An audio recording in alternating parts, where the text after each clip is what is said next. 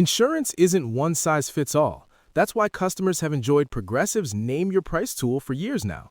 With the Name Your Price tool, you tell them what you want to pay, and they'll show you options that fit your budget. So whether you're picking out your first policy or just looking for something that works better for you and your family, they make it easy to see your options. Visit Progressive.com. Find a rate that works for you with the Name Your Price tool. Progressive Casualty Insurance Company and Affiliates. Price and coverage match limited by state law. Then, after the seventh reading, when every eye in the building has long grown accustomed to the darkness, the Gloria rings out, the bells erupt, and the church lights blaze on all at once. Darkness is swallowed whole and in an instant. What started as vigil now becomes jubilee. And in that sudden, overwhelming flash, the church reenacts, however imperfectly, the world-altering shock of the resurrection itself.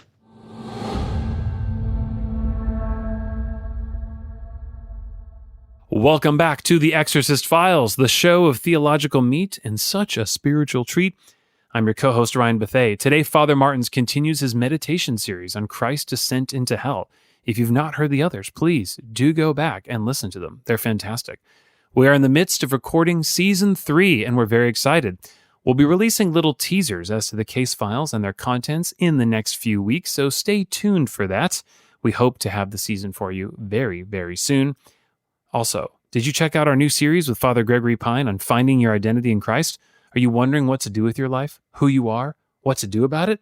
Well, we can help with some of this. Just click the link in the show notes. The first 2 episodes are available now on EWTN Plus, and the third drops in just a day. So check out The Born Again Identity with Father Gregory Pine and myself on EWTN Plus, or just click the link in the show notes. And with that, let's bring on Father Martins.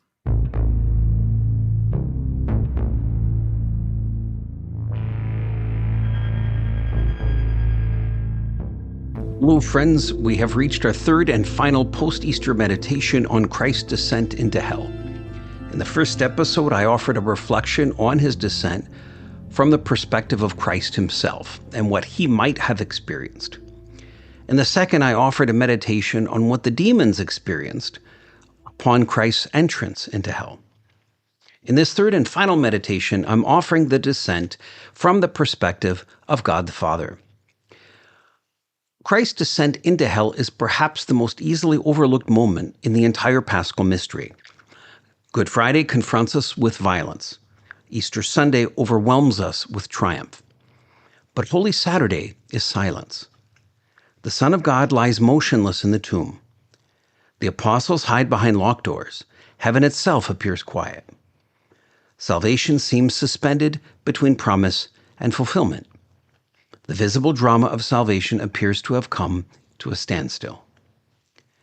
The Church prepares us for the resurrection in her Lenten liturgical practices. During the Lenten season, the Church undergoes a liturgical dying. She doesn't only remember death, she undergoes it. Across 40 days, aspects of the Church begin to lessen, dim, weaken, and disappear. The liturgy itself enters a kind of dying.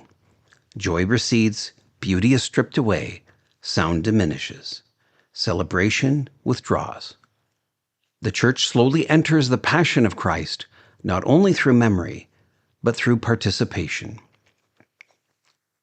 The most obvious way the Church does this is through fasting and abstinence.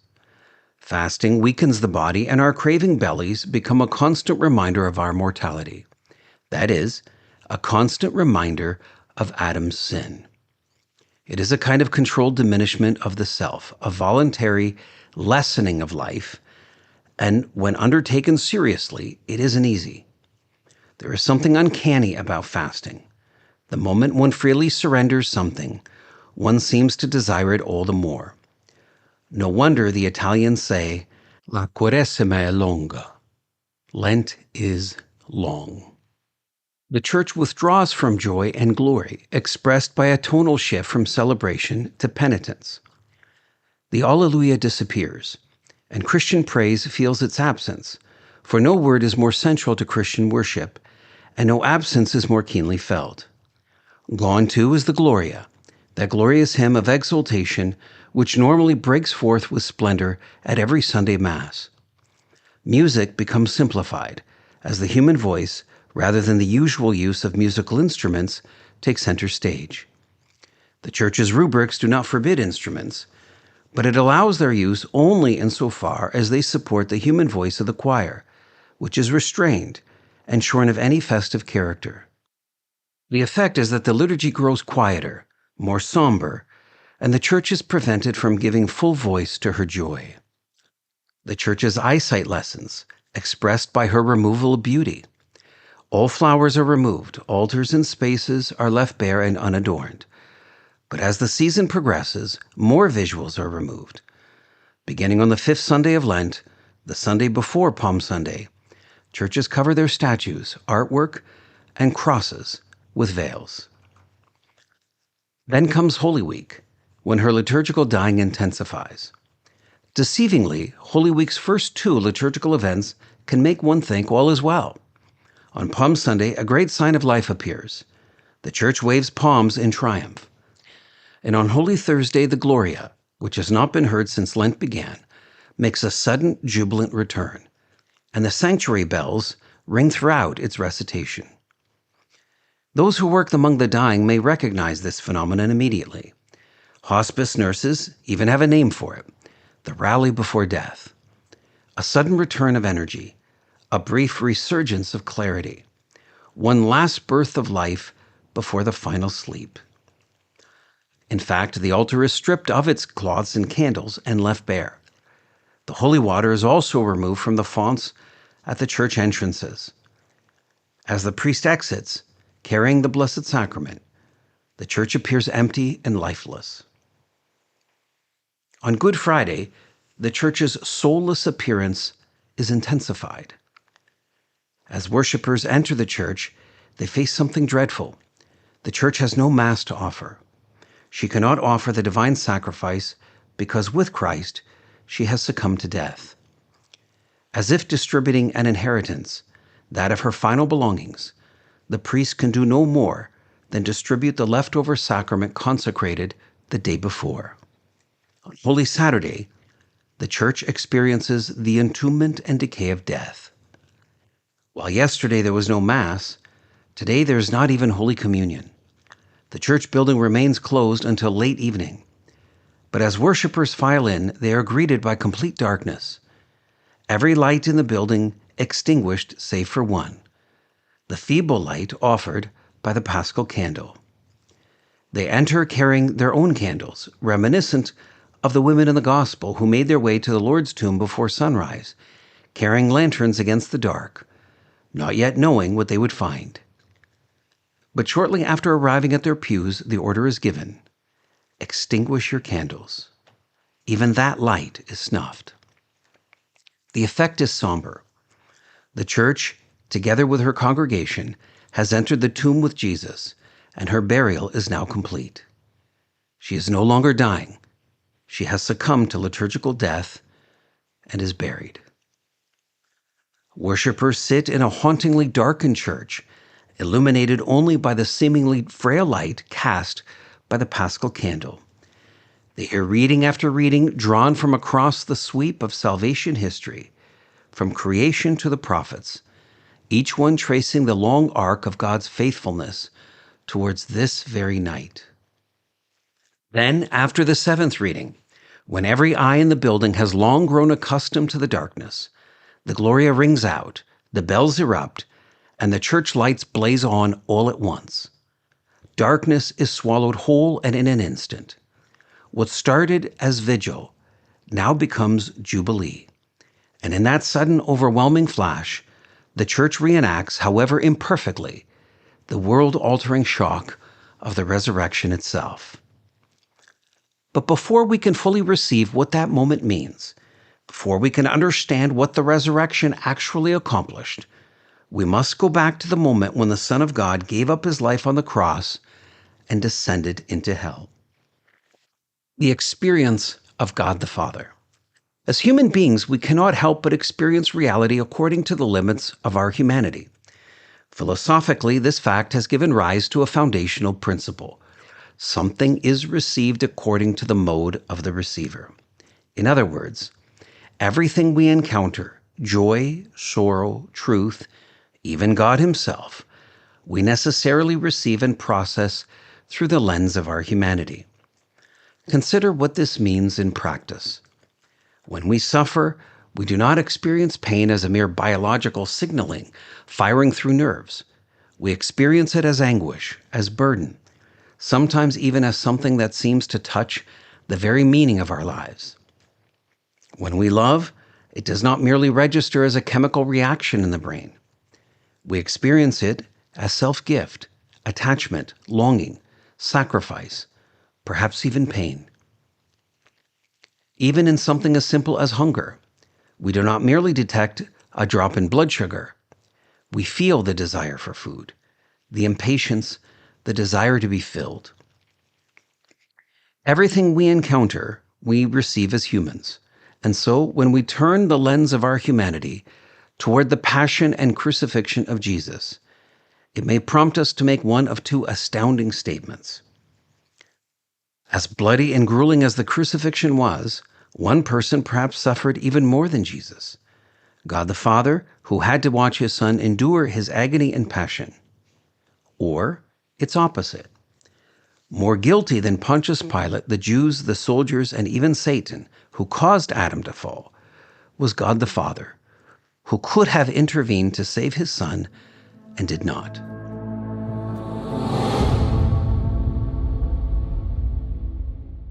A long time ago, a wise person once told me that to be faithful in great matters, you must be faithful in little. And you know what? It's true. I've seen time and time again God meet me when I decide to do the small things right. And finances, they're a big part of that for me. And that is why I love Rocket Money. The biggest example of this is, well, we live in a world of subscription payments. It's great in one sense, but then we forget them. They add up. If you want to do a very chilling exercise, something that will scare you more than any of the case files on our show, find a subscription you've been with a long time, or multiple ones, and ask yourself, do I use this? I bet you find some you don't. In fact, I found one I'd been paying for 2 years just as a duplicate. Hundreds of dollars gone. And look, for me, my faith informs how I spend my money, and I want to be generous. I want to be a good steward. I want to help support people in need and not pay for 2 subscriptions by accident. Let me tell you though, all this stuff adds up. Rocket Money is a personal finance app that helps find and cancel unwanted subscriptions, monitors your spending, and helps lower your bills so you can grow your savings. And Rocket Money is great because it will alert you to these large transactions, upcoming bills, refunds, low balances. And here's the big thing. They have helped users save over $880 million in canceled subscriptions. So, let Rocket Money help you reach your financial goals faster. Join at rocketmoney.com/xfiles. That's rocketmoney.com/exfiles. rocketmoney.com/xfiles.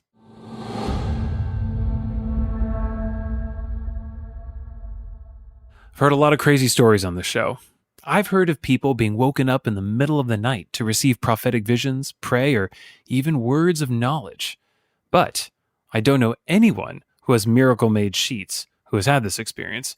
And my guess is it's because they're so comfortable and their temperature so regulated that, well, when the prophetic call came in, there must have been a busy signal because they were just sleeping through the night.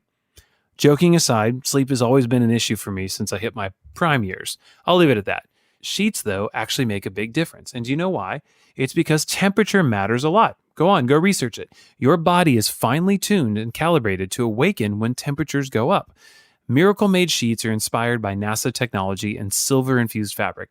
This helps regulate your body temperature. Look, if you have 9 cups of coffee before bed, doom scroll into oblivion, and stress max, then, well, these sheets won't do much. Nothing will help you go to sleep. But if you wake up in a sweat, if you're tossing and turning, or if you just need a more comfortable, better sheet, try Miracle Made. So, upgrade your sleep or give the gift of better rest. Go to trymiracle.com/xfiles to try Miracle Made sheets today. You'll save over 40%, and when you use our promo code XFiles, you'll get an extra 20% off plus a free 3-piece towel set. They make an amazing gift. And with a 30-day money-back guarantee, there is no risk. So go to trymiracle.com/xfiles, code EXFiles at checkout. Thanks to Miracle Made for sponsoring this episode.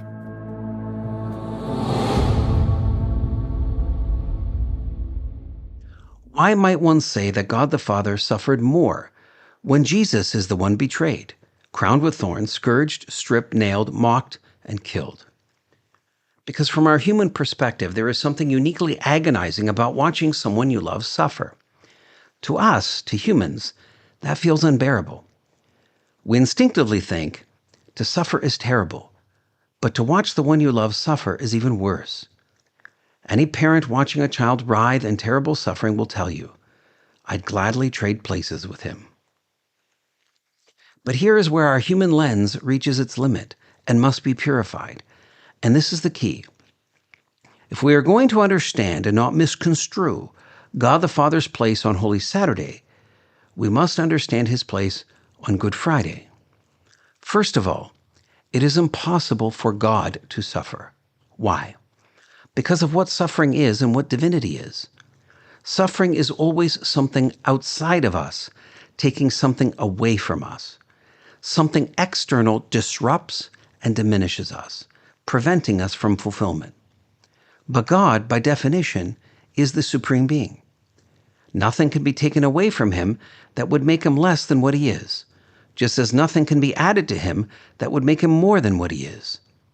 God is unchangeable, not because he is inert or static like a rock, but for the opposite reason. He is so dynamic, so active, so full of divinity, that no change can make him better or worse than what he is. For God to suffer would mean something outside of him is bigger than he is, which is impossible. If it were somehow possible, God would cease to be God. So what is happening within God the Father as his Son endures his passion and death? One thing that is for sure not happening. He is not suffering. Yet, it also does not mean the Father is distant, cold, or emotionally indifferent to the suffering of his Son. And from this, we derive the answer to the second statement. Because the Father is God, he is filled with compassion, not just for the Son, but for all men. At Calvary, the Father beholds every wound, humiliation, abandonment, and agony endured by Jesus Christ with infinite compassion. But divine compassion is not an emotional instability or pain forced upon God from outside himself. It is God's perfect and unwavering willing of the good in the face of suffering and evil. The Father's compassion is therefore revealed precisely in his unceasing love for his Son, his absolute opposition to sin and death, and his steadfast desire to save humanity through the Son's self-offering. God is perfectly compassionate, not because he is wounded by suffering, but because his love fully and freely embraces those who suffer. Compassion does not require helplessness or being hurt by another's pain. It requires total self-giving presence to the beloved, and this God both possesses and offers infinitely. Thus, the event of the cross is not the Father turning away from the Son, nor the Son suffering alone while the Father passively watches. It is the supreme revelation of Trinitarian love within history, the Father giving, the Son offering, and the Holy Spirit uniting, that eternal exchange of love for the salvation of the world. In this sense, God's compassion is deeper than creaturely suffering, because it is a love so perfect that nothing, not even the horror of Calvary, can weaken, overwhelm, or deflect it from its goal, the redemption of humanity. You see, God does not have just one desire on Good Friday. He has three. To love his Son unceasingly, to oppose sin and death, the effects of the fall, absolutely, and to save humanity through the Son's self-offering. The passion of God the Son is the ultimate expression of one divine will, Father, Son, and Holy Spirit acting in perfect unity for the salvation of the world. And the scriptures prove this. Quote, Christ loved us and gave himself up for us, end quote. Ephesians 5, verse 2. And quote, God so loved the world that he gave his only Son, end quote. John 3:16. The Father's giving of the Son and the self-offering of the Son are not two competing realities. They are one single act of divine love seen from two sides. So what then are we sensing when we are tempted to believe that the Father must have suffered more than the Son? We are sensing, imperfectly, but truly, the immensity of divine love. Because the Father does not lose the Son on the cross, he gives him freely, completely, without reserve. And the Son does not have his life taken from him. Quote, I lay it down of my own accord. End quote. John 10, verse 18. The cross, then, is not a tragedy imposed on God. It is the very expression of who God is. Total self-gift on the part of the Son. Total compassion on the part of the Father. Prophet Isaiah says something so terrifying that Christians instinctively recoil from it. Quote, but the Lord was pleased to crush him. End quote. Isaiah 53, verse 10. At first hearing, the sentence sounds monstrous. It can scandalize us because it can make us believe the Father is simply cruel. On the contrary, it does not mean the Father delights in suffering or takes pleasure in the Son's pain. It means that he wills, fully and without reservation, the sacrifice of his Son in order that you and I be redeemed, in order that sin and death be defeated. The Church Fathers understood this statement from Isaiah not as a divine cruelty, but as the most radical expression of divine love. A love willing to go all the way. A love willing to go further than we can ever imagine. God can do this because he is incapable of suffering. Thus, he is free to offer a compassion that is infinite. So we must finally say, the Son alone suffers, but only in his humanity. And his suffering is beyond all comparison. But the Father is not distant from that suffering. While he does not physically suffer the passion, he is filled with compassion. He is present to it, not as one overwhelmed, but as one who loves perfectly, and whose love is so complete that he holds nothing back, not even his own Son, who, for his part, offers himself in total obedience to the Father. And in that light, our first instincts, that God the Father suffered even more than his Son during the Passion, or that the Father is uncaring and distant, are not entirely wrong. They are simply incomplete. What we thought was divine suffering or divine coldness was simply us beginning to glimpse divine love.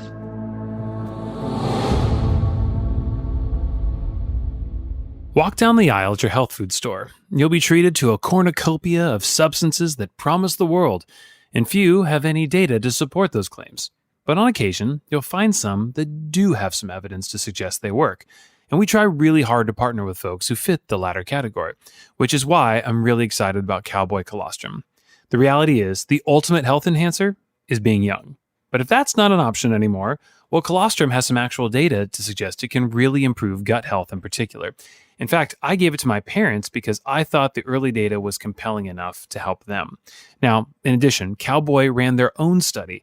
And sure, you can call out that it's not an independent study, but their own clinical results said 83% of participants reported improved gut health, 79% experienced less bloating and inflammation, 72% saw improved digestion, and 62% saw fuller, thicker hair. Cowboy Colostrum offers the highest quality bovine colostrum available in the United States. It's 100% made in America from 100% American grass-fed cows. Unlike other colostrum brands, Cowboy is true first-day whole colostrum. Summer is upon us, and as we get outside and we're active, start doing some research on what you should take to help ensure that you are out there living your life to the fullest. For a limited time, our listeners get up to 25% off their entire order. Just head to cowboycolostrum.com/exfiles and use our code XFiles. That's EXFiles at checkout. 25% off when you use code XFiles at cowboycolostrum.com/XFiles.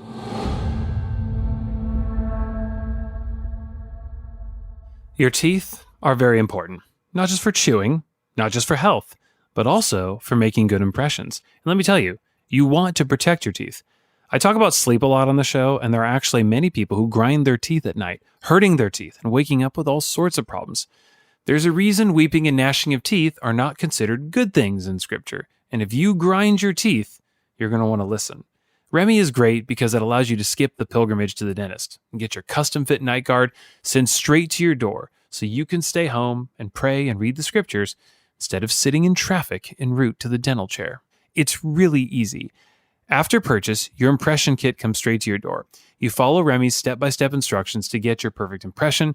Remy crafts and ships you your custom-fit night guard, and you get your night guard back and start protecting your teeth. It's like a dental guardian angel. So protect your teeth with Remy by using code XFiles to get 50% off your new night guard with Remy Club Subscribe and Save. That's 50% off at shopremy.com/EXFiles with code XFiles. Thank you, Remy, for sponsoring this episode.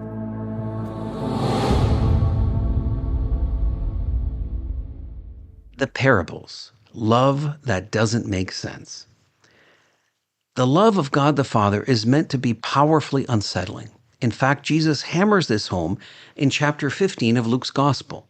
He tells us 3 parables in a row: the lost sheep, the lost coin, and the lost son, each one escalating the same outrageous claim about divine love.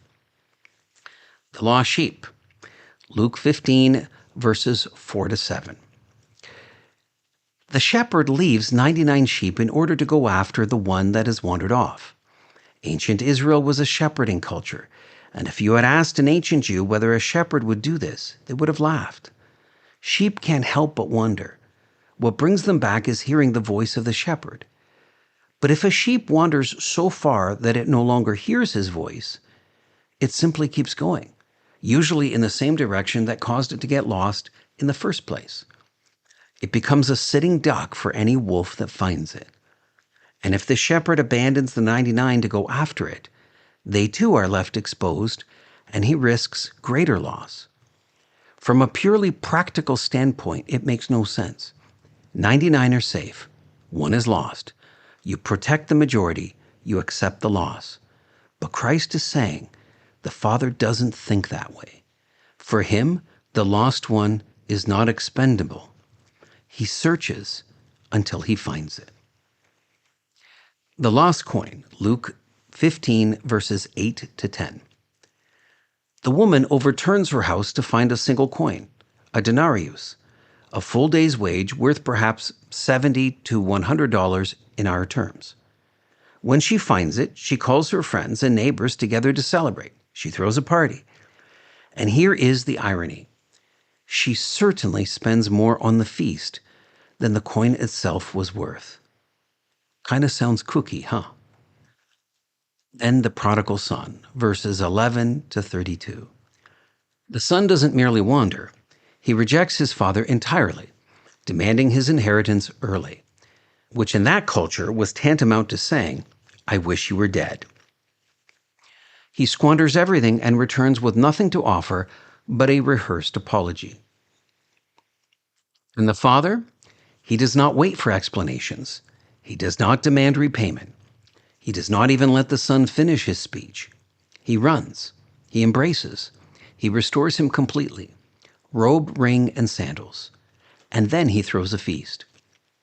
It feels excessive, even outrageous and unjust. The older brother certainly thinks so. But what Jesus is revealing is this: God will stop at nothing to recover a lost soul. The parable is known as the prodigal son, but it is misnamed. A prodigal is someone who is wastefully extravagant, recklessly lavish. Jesus reveals that it is not the son who does this, but the father. The father is the true prodigal. All 3 parables reveal that the Father's love does not operate by human logic. It does not measure worth the way we do. It is willing to risk, to search, to rejoice, disproportionately.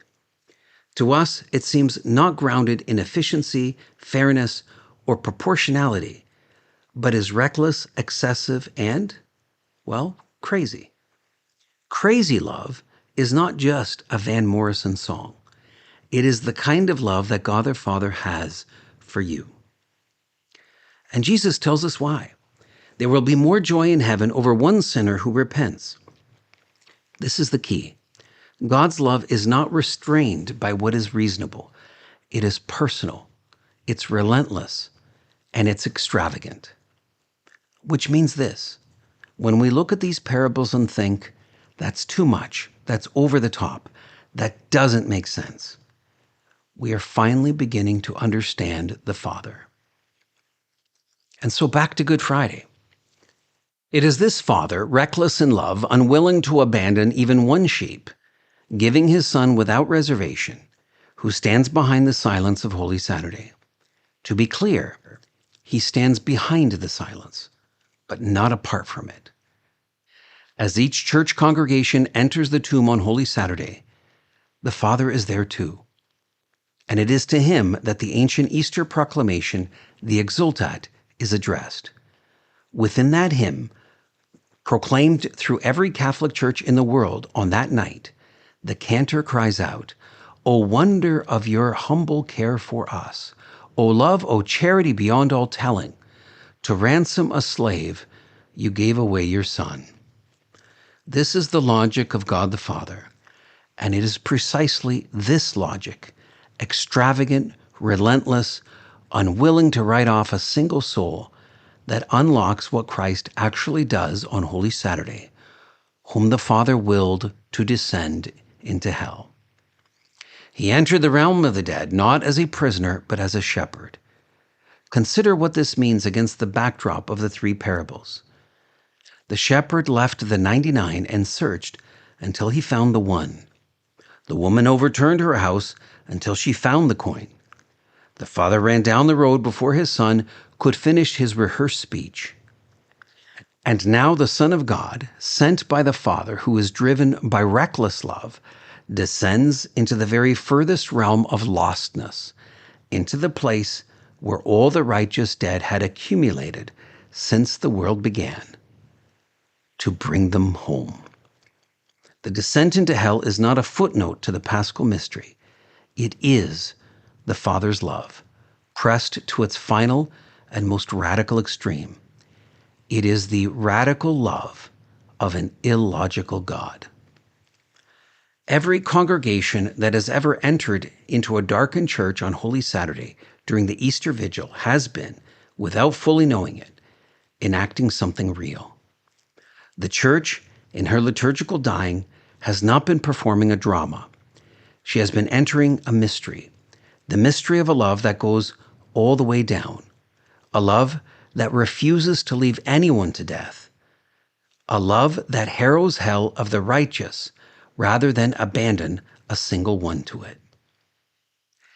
And when the Gloria rings out, when the bells erupt, when the lights blaze on, that sudden, overwhelming flash is not merely theatrical.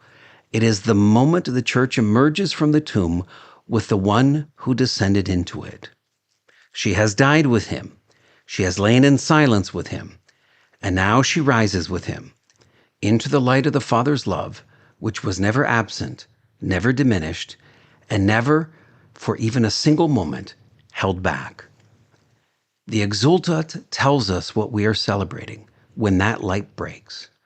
O wonder of your humble care for us! O love, O charity beyond all telling! To ransom a slave, you gave away your Son. This is the logic of God the Father, a love that raises the dead sons and daughters of God, a love that, in the end, no tomb, however dark, however sealed, however silent, can contain. God bless you all, friends.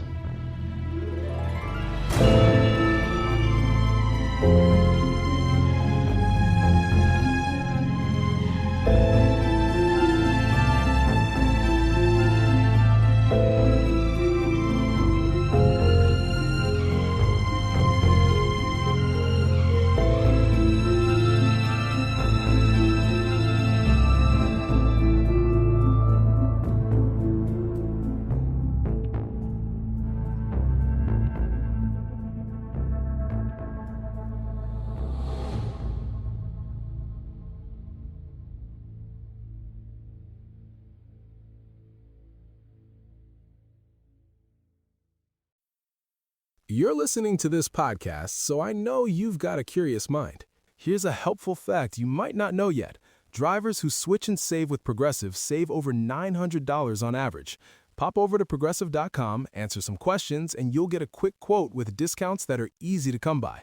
In fact, 99% of their auto customers earn at least one discount. Visit Progressive.com and see if you can enjoy a little cash back. Progressive Casualty Insurance Company and Affiliates. National average 12-month savings of $946 by new customers surveyed who saved with Progressive between June 2024 and May 2025. Potential savings will vary.